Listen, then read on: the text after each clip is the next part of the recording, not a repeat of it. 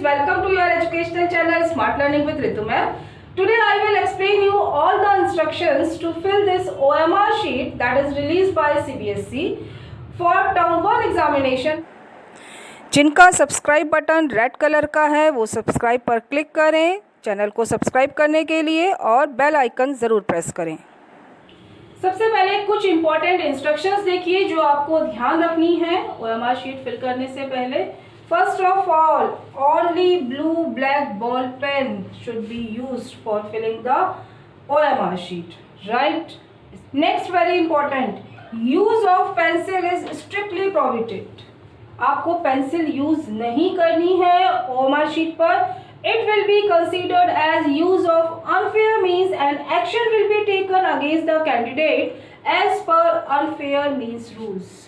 आई बात आपको समझ में? पेंसिल यूज नहीं करनी है, सिर्फ आपको ब्लू ब्लैक बॉल पेन ही यूज करना है। ओके, सारी इंस्ट्रक्शन ध्यान से पढ़िए, इसका लिंक मैं डिस्क्रिप्शन में दे दूंगी, वहां से आप सारी इंस्ट्रक्शन समझिए। और वैसे मैं अभी आपको 1 by 1 आगे भी समझा रही हूँ, देखते जाइए। Look here, as you can see that all the details of the students will be already pre-filled, right? आपको ये कोई डिटेल फिल करने की जरूरत नहीं है, ये आपकी ऑलरेडी फिल आएगी। First of all you have to write the question paper code here, और वो क्वेश्चन पेपर में आपको गिवन होगा, यहाँ आप पेपर कोड लिखेंगे। यहाँ आपको रॉन्ग मेथड और करेक्ट मेथड भी दिया है सर्किल्स को फिल करने के लिए। आप ध्यान से देखिए, आपको डबल फिल नहीं करना है, टिक नहीं लगाना है, आपको बस कंप्लीटली फिल करना है जो भी करेक्ट ऑप्शन है। ओके, क्रॉस नहीं करेंगे, हाफ फिल, ऐसा कुछ नहीं करेंगे, राइट। अब आगे देखिए, सबसे पहले आप इन बबल्स को फिल करेंगे।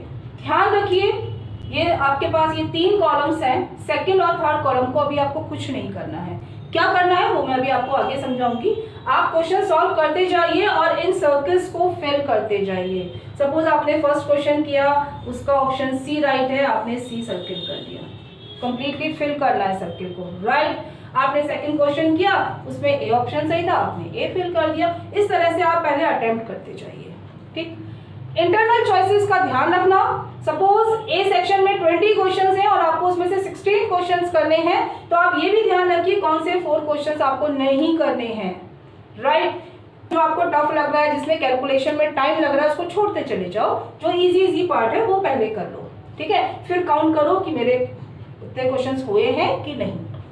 अब आपने सपोज ये 20 क्वेश्चंस हैं, 20 में से आपने 16 क्वेश्चंस कर लिए और इनमें बबल्स फिल कर दिया, ठीक। ये इस तरह से आपने बबल्स फिल कर दिए सारे, राइट। इसी तरह से आप आगे देखो, नेक्स्ट 20 में से भी आपको 16 करने हैं, आपने करे और बबल्स फिल करे। अभी इसमें कुछ नहीं लिखेंगे, राइट। आपने ये ऑप्शन सारे सर्किल फिल कर दिए। अब आपको यहाँ इस सेकंड कॉलम में बॉक्स में रिस्पॉन्स लिखना है।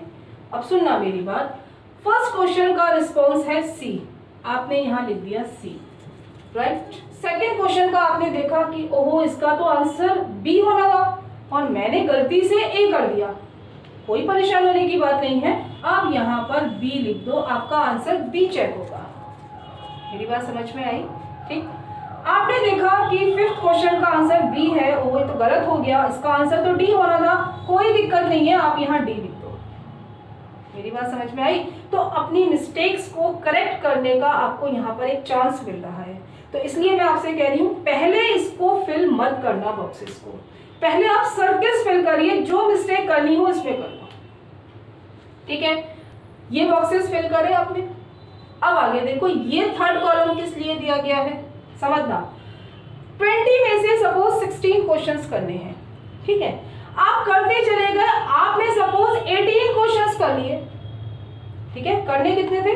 16 क्वेश्चंस करने थे। अब होगा क्या, अगर आपने 20 में से 18 क्वेश्चंस कर दिए और करने 16 थे, तो आपके 17 और 18 क्वेश्चन चेक नहीं होंगे, ठीक है। अब आपको लगा कि भाई ये तो गड़बड़ हो गई, ठीक।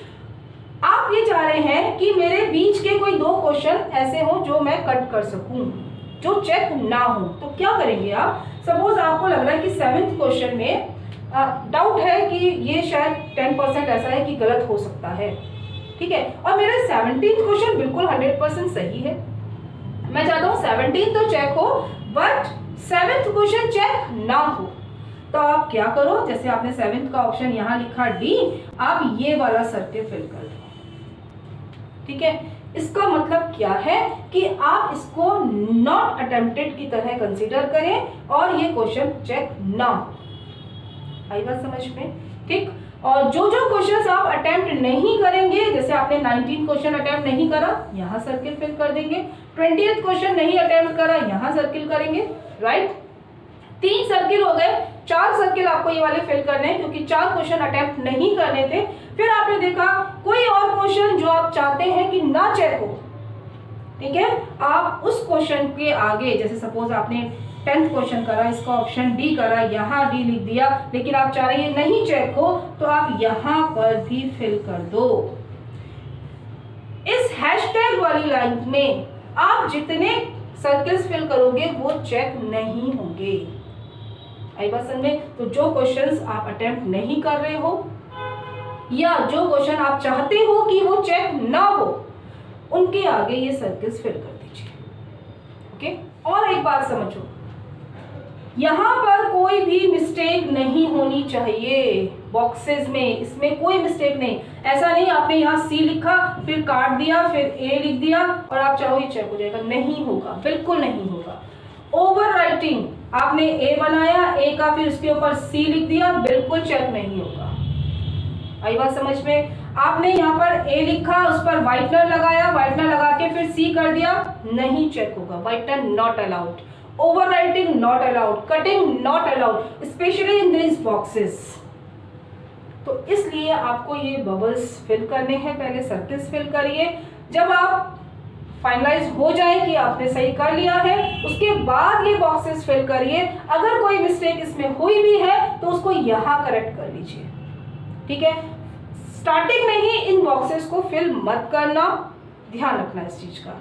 ठीक है, और दूसरी बात, ऑप्शंस आपके small A B C D हैं, तो आप यहाँ रिस्पॉन्स भी ए बी सी डी ही लिखेंगे। ऐसा नहीं होना चाहिए कि आपने यहाँ पर लिख दिया 1, यहाँ लिख दो आप 2, नो, बिल्कुल नहीं। जो ऑप्शन आप ए ऑप्शन है तो आप ए ऑप्शन लिखेंगे, अगर आपका सी ऑप्शन राइट है तो यहाँ सी ऑप्शन लिखेंगे। आई बात समझ में? नंबरिंग नहीं लिखनी है, ए बी सी डी जो भी ऑप्शन नंबर आपको जिस सीक्वेंस में दिया, जैसे दिया है, आपको उसी तरह से लिखना है।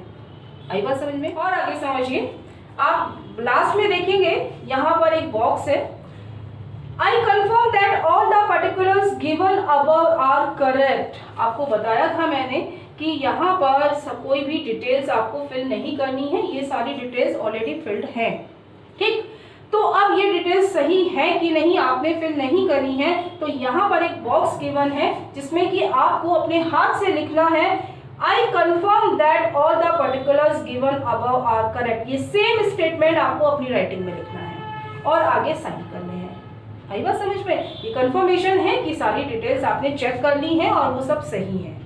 ओके, और इससे भी एक इम्पॉर्टेंट चीज़ जो आपको ध्यान रखनी है, एग्जाम्स आपके आ रहे हैं तो कोई भी मार्केट का जंक फूड नहीं आपको खाना है। घर पे जो भी मम्मा प्यार से बना रही है, कद्दू, लौकी, तोरी, वही खाइए। हाइजीनिक फूड लीजिए, न्यूट्रिशियस फूड लीजिए। ठीक है, मार्केट से जो भी जंक फूड मिलता है कोई नहीं खाना है, चाट पकौड़ी मोमोज कुछ नहीं खाना है। ओके, अपनी सेहत का ध्यान रखिए, तभी आप एग्ज़ाम को अच्छे से दे पाएंगे। ओके, अगर आपने अब तक चैनल सब्सक्राइब नहीं किया तो प्लीज़ उसको सब्सक्राइब करें और बेल आइकन ज़रूर प्रेस करें नए वीडियोस का नोटिफिकेशन लेने के लिए। वीडियो को लाइक करें, कमेंट करें और ज़्यादा से ज़्यादा अपने दोस्तों के साथ शेयर करें। Thank you so much. God bless you.